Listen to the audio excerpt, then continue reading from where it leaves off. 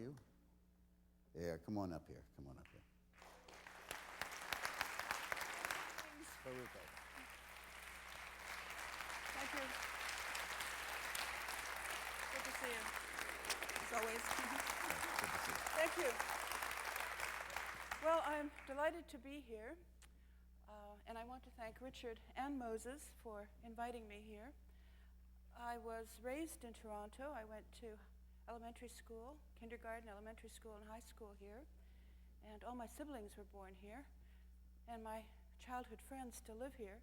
So coming back to Toronto was always an emotional experience for me. So I'm thrilled to be here. And what I do is, for the last 28 years, I have been studying wild orangutans in the forests of Kalimantan Tengah, or central Indonesian Borneo. And I am here to tell you that orangutans and the other great apes are facing extinction. Not in a theoretical sense, not in the kind of sense that people have been talking about for the last 30 years or 20 years, but like really, and like right now, and for certain, unless things change, unless things are done. And I represent not just myself, but also a small organization called the Orangutan Foundation International. And what we are endeavoring to do is we are trying to save orangutans in the very practical, real sense that I'm going to talk about right now. And I normally don't have notes when I speak. I have notes with me now. And part of the reason is 72 hours ago, I was still in Borneo, and it's basically been like, car trips, boat rides, airplane rides. I slept overnight in Los Angeles briefly, and then I came here. So I've been traveling for the last 72 hours, and if I look like a zombie, that's why. And that's why I have these notes, just in case I go totally blank, because it sometimes does happen. Well, I also feel a little bit like a mosquito at a nudist colony, and that is, where do I begin? So I think I'll begin with the slides. I'll use my slides here as a crutch. And I have to thank the technical people here for their assistance. We labored over getting these slides out for the last hour. And I want to thank Bruce here. Without this gentleman, I wouldn't have been able to pull up one slide.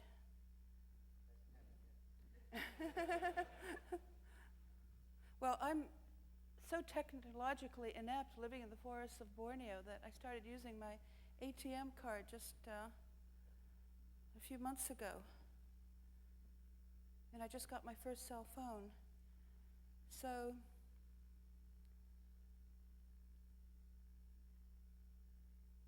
we're getting a little bit of tension here, a little bit of suspense. Yeah, I'm going to talk. So let me just tell you about what we've been doing. I've been studying wild orangutans for the last 28 years in a 50 square kilometer study area in the forests of a national park called Tanjung Puting. Tanjung Puting is basically the orangutan capital of the world. There are still several thousand orangutans there out of a total population of maybe 15 to 20,000 wild orangutans left in the world.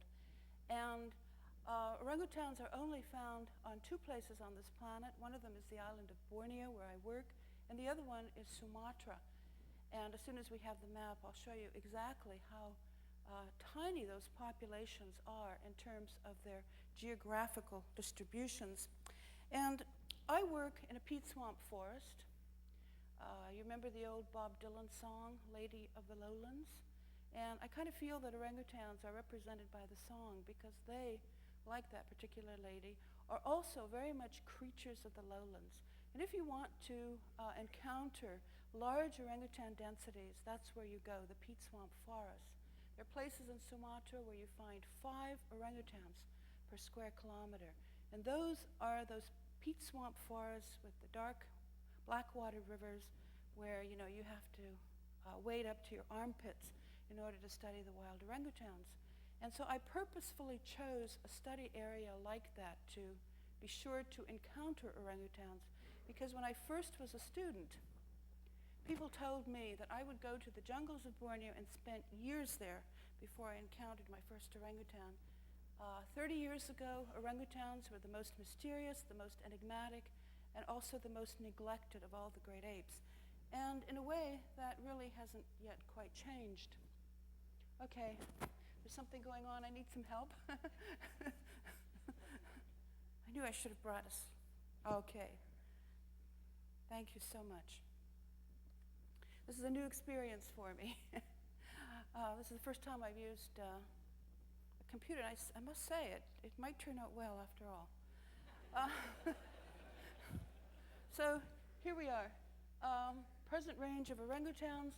The range of orangutans 10,000 years ago was much wider. They were found all the way up into Indochina, what used to be called Indochina, into southern China, and all through the islands of Sumatra, Kalimantan, and Java. As I mentioned, the place where I work is Blackwater Rivers. I established Camp Leakey 28 years ago, and Camp Leakey is now the biggest tourist attraction in the whole province of central Kalimantan, Kalimantan Tengah. We get about 1,000 foreign visitors a year, at least until recently. And I think I have to click here a few times. There we go. And what I have been doing probably, and you know, being Canadian, I don't want to sound immodest, but basically what I've been doing will probably never, ever again be possible to do. And that is that I have been following wild orangutan life histories for 3.5 generations in a pristine habitat. And the problem is the way that the habitat is being demolished and the way that orangutan populations are declining, it will be probably impossible to do anything like that ever again. Okay, I didn't make this slide up, somebody else did. And one of the things that happened during my long stay in Kalimantan, Indonesian Borneo, is that something in my heart and my soul shifted. And my first husband is a Canadian, is a Canadian, but my current husband, to whom I've been married now for 21 years, is a native Dayak, an Aboriginal person from the forests of Borneo, and he is the person in the center. And this picture was taken a while ago, and I've said it before, but I'll say it again. He was handsome then, and he's still handsome now. And we have 2 children. I have a total of 3 kids. I'd like to tell you just a little bit about orangutans before I talk about the crisis facing them. Orangutans are unique because they are the one great ape that really never left the tropical rainforest canopy. Females spend over 99.9% of their time in the trees. Males also spend most of their time in the trees, although they sometimes come down and meander on the forest floor. 99% of orangutan food is dependent on the forest canopy. 60% of their food by foraging time is fruit. So orangutans are totally dependent on the forest. You take away the forest and they basically cannot survive. Also, this is an adult male orangutan. Orangutans are unique among higher primates because they are semi-solitary. They do not live in groups. Basically, they are very individualistic, very individual, and the relationships that they establish with one another and with the people that they get to know, usually in an ex-captive kind of situation, tend to be very idiosyncratic. And that's part of their charm. In order to get to know an orangutan, you kind of don't have to get past his or her orangutan-ness. You can get right through, one soul, one person to another person.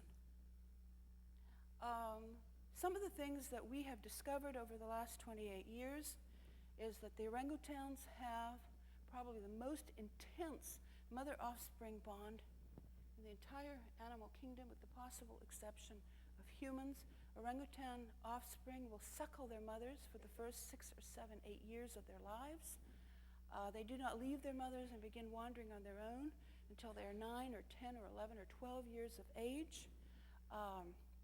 Orangutans have a very slow birth rate. One orangutan female gives birth once every 8 years, and probably she can only have a maximum of 4 offspring in her relatively long-lived life. Adult male orangutans are very, very solitary. They get the cheek pads. They're twice or 3 times the size of females. And their long call, which I'm not going to do, is probably the most intimidating and awesome sound to be heard in the Bornean forest. And this is a call that kind of separates the males and has a function in their male-male competition. They're fiercely competitive for the affections of females. The only time that orangutans are really gregarious is that during that period after which they leave their mothers and start wandering on their own. And then you get little gangs of teenage orangutans kind of hanging around, literally together. These are ex-captive orangutans, wild-born. Wild orangutans normally do not sit in chairs. It's probably not a revelation to anybody, but I thought I'd mention it. And then another reason that why orangutans need the forest is not just the food, it's not just the fruit. They also, every night, literally make a nest on which to sleep in. And orangutans don't just eat fruit, they eat a variety of other things, incredible diversity of things that they eat. I have documented over 400 different types of food that wild orangutans eat in the tropical rainforests of Borneo. Another thing that I was able to document was the existence of tool using among wild orangutans. And what I discovered was that orangutan males in particular use a tactic, which is they manipulate and maneuver large snags or branchless dead trees in very specific ways. So when they fall to the forest floor, especially when they precede the long call, they make this tremendous crash. And females and subadult males who don't have the experience of manipulating these snags, who are not quite the physicists in terms of experience that the adult males are, simply can't do it as well. I mean, my life was once saved because an angry adult female that I was following and who didn't really like my presence tried to kill me. I mean, she looked straight into my eyes when she did this by pushing a snag in my direction. Well, she simply didn't have the strength of the much larger male. She didn't have the experience, and so the snag kind of fell in the wrong direction. Had she been an adult male, there's a very good chance that I really would have been killed. And these snags fall to the forest with a loud crash that absolutely reverberates. And it's kind of like an announcement that an important message is going to be sent through the forest. And once you get good, you can tell whether an adult male has pushed over the snag or whether the snag has actually fallen just because of the wind. And the reason that I mention this is because orangutans, like the other great apes, are probably the most intelligent of all creatures who have ever evolved on this planet, on land.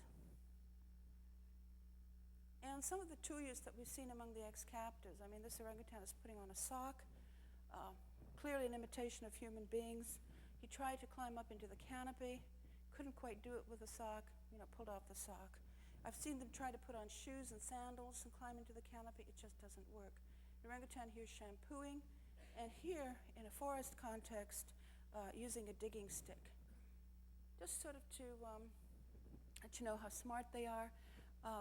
One of my colleagues, formerly one of my students, Dr. Gary Shapiro, taught sign language to some of the ex-captive orangutans. Incidentally, this is an adult female named Rini who went back to the wild. And she learned about 30 signs. And unfortunately, though, she took it personally. And so she tried to seduce Dr. Gary Shapiro. And when he refused to be seduced, like he said to me, he hadn't been in the forest long enough, she turned off and she stopped producing and learning signs. I mean, she took it personally. One of the things that I'm very proud of is the fact that we have trained many Indonesian students. All 4 of these young men have PhDs. Okay, I've sort of given you a background, and now I'm going to get to the point. If I could only show you one slide, this would be the slide. This is a young man illegally logging in a national park in Indonesia. This is the problem. This is also the key to solving the problem. And you know, last November, I was a keynote speaker at a conference on primatology and human evolution in Japan. And I had this experience that we frequently do at these conferences, and that is the thing that impressed, the one thing that I will remember from that conference, the thing that impressed me the most, was not said by one of the eminent people on stage. It was said to me, you know, over a glass of sake at dinner by a graduate student from Africa, from the former Zaire. And what he said to me was that he had watched as 3 men killed an adult male gorilla, a wild gorilla, because people said the gorilla was important. And once he said that to me, you know, you have these moments where everything that you knew before kind of coalesced, and you kind of started going in a different direction. That, I had one of those epiphanies. And the reason I had one of those epiphanies has to do with the nature of the problem that is facing the orangutans in Borneo. What happened is over the last 30 years, corrupt politicians and equally corrupt corporate leaders created a socioeconomic climate in Indonesia, which is the world's 4th largest country, which drove the rapid, unsustainable exploitation of the tropical rainforests of Indonesia.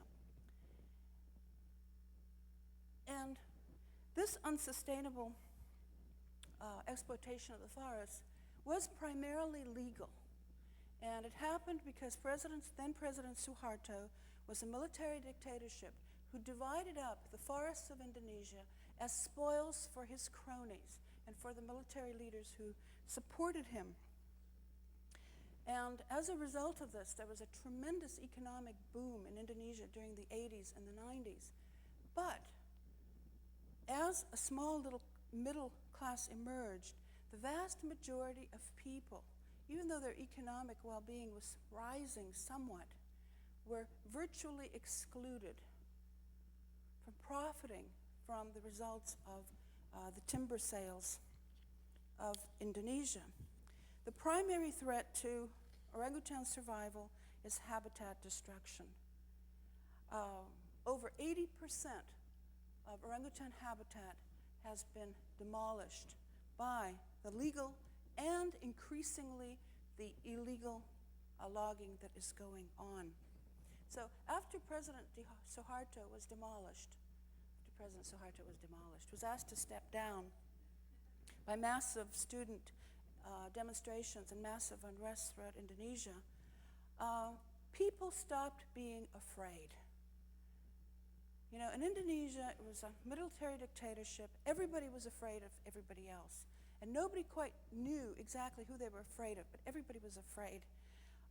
So it was possible to ensure that the Indonesia's national parks, which in some ways were sort of a glittering array of sort of diamonds on the landscape, were protected simply by fear. People didn't dare go into the national parks except in the darkness of night under very surreptitious conditions. Even though there was a lot of illegal logging going on, a lot of illegal habitat destruction going on, people were scared. Well, as soon as President Suharto was toppled, the government lost its power. The government began to decentralize as a policy in the transition towards democracy. Suddenly people stopped being afraid. Suddenly they lost their fear of everyone.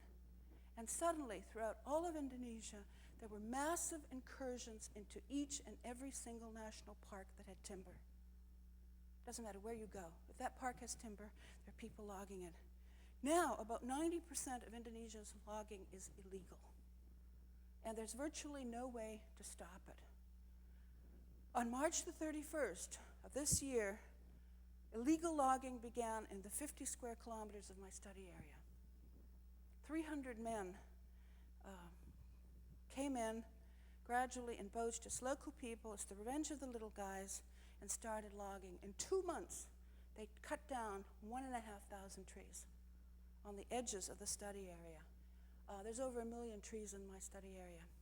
So what could we do? Fortunately, we had very good relationships with the community. The central government had tried sending in troops. They sent in the Navy. They did all kinds of things, military operations in the park. They simply went nowhere.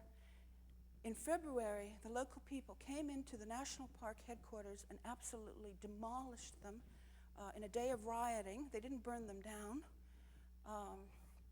There was another field station in the national park where I work.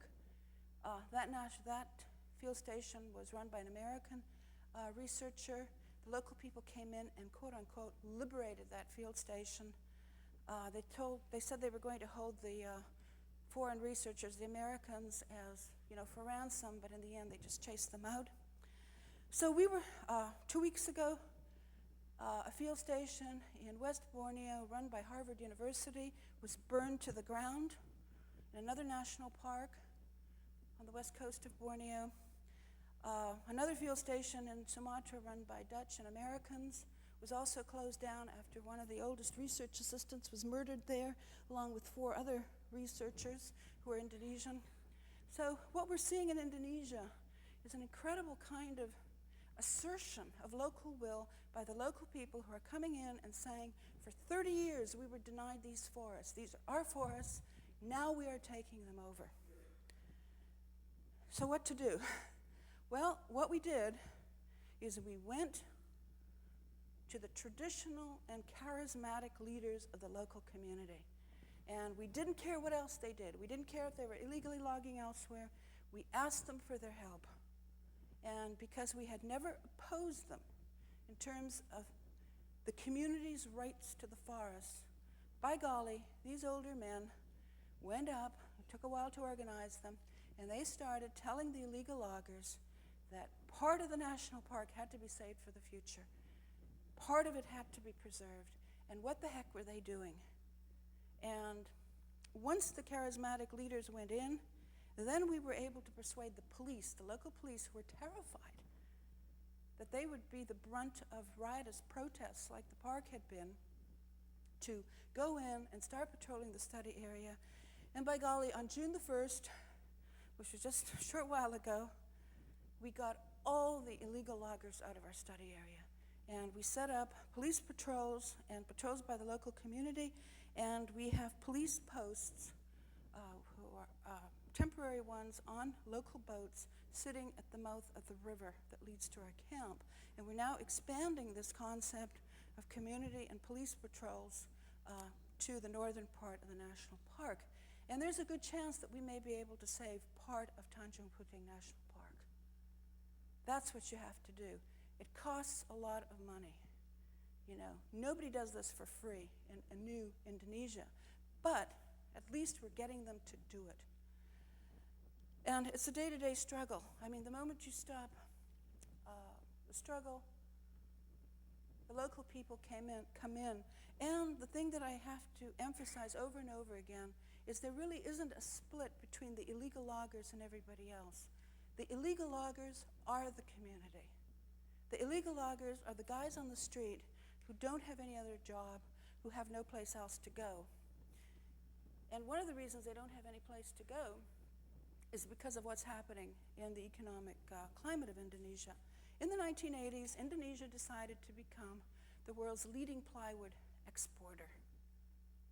And a huge plywood mill like the one you see here was set up in Pangkalan, employing 2,000 people, most of which had to come from other islands because the local people refused to work in factories like this.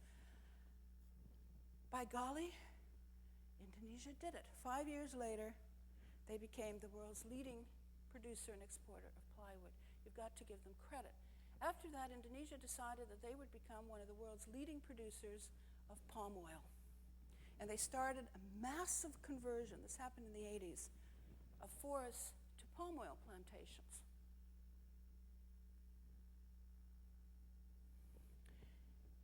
because the palm oil plantations were given to concessionaires primarily based in Jakarta, or the political elite, including the military, the local people were once more squeezed out of the forest. And they really had no place to go except work on the palm oil plantations. The local kinds of activities that they had done in the past, such as, low-grade kind of logging, taking out of tropical products such as rattan from the forest, were really forbidden to them and became impossible once the forests were destroyed. And in 1997, Borneo, especially, and the entirety of Southeast Asia was cloaked by this toxic haze that was a result of massive fires used by the palm oil concessionaires to convert the forest. Fire is the cheapest way to convert the forest to plantation. It costs 1/3 as much as any other method. And this massive conversion was made possible by El Nino, which precipitated a long drought in Indonesia that lasted almost 6 months. Okay, thank you, Richard. So let me just run through. This is an orangutan, one of the fires, starving. These are hot spots. Talking about all the illegal logging, also illegal gold mining. This is the result of illegal gold mining. This river goes past the illegal gold mining camps. This part of the river, the black part of the river, flows up in the fork that runs past Camp Leakey.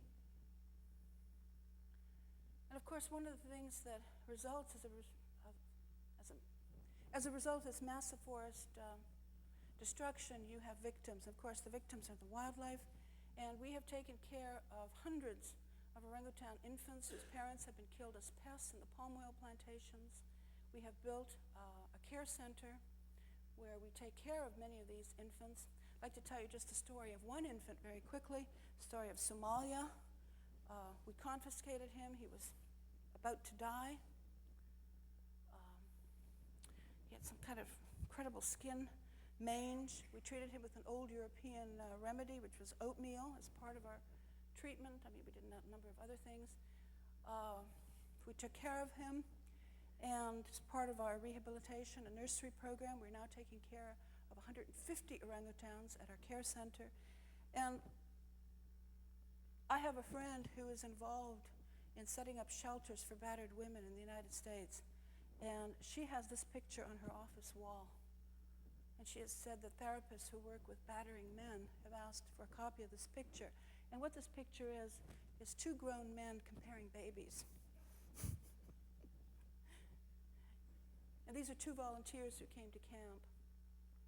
And Somalia got better, and this is Somalia last year, and he's quadrupled in weight, and he's ready to go back to the forest. But the question is, will there be any forest for him? I have a friend who's a real estate broker, a very successful one. And she once told me that there are only 3 rules in real estate, and those 3 rules are location, location, location. Well, I've come to the conclusion that there are only 3 rules in conservation, and that is habitat, habitat, habitat. And one of the things that we are doing to try and preserve habitat, the main thing that we're doing is that the Orangutan Foundation International, its programs in Indonesia, employs over 100 people, about 30 of whom are young women such as these, or older women, just women, and 70 of whom are men, including the blind.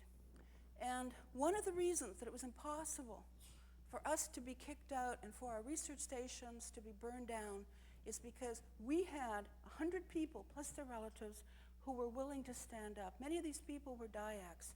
They stood up for us with their blowguns and their poison darts, and they were willing to fight to defend the various activities that we have in Kalimantan.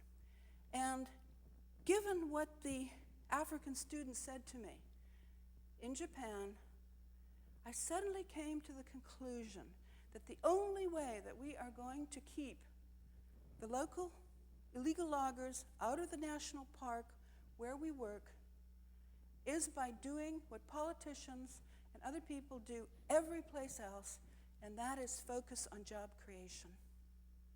Find alternate ways of keeping them out. And the OFI has initiated a program where we are going to hire 1,000 men in the local area. And if you look at the local town where most of the illegal loggers come from, there's about 20,000 people.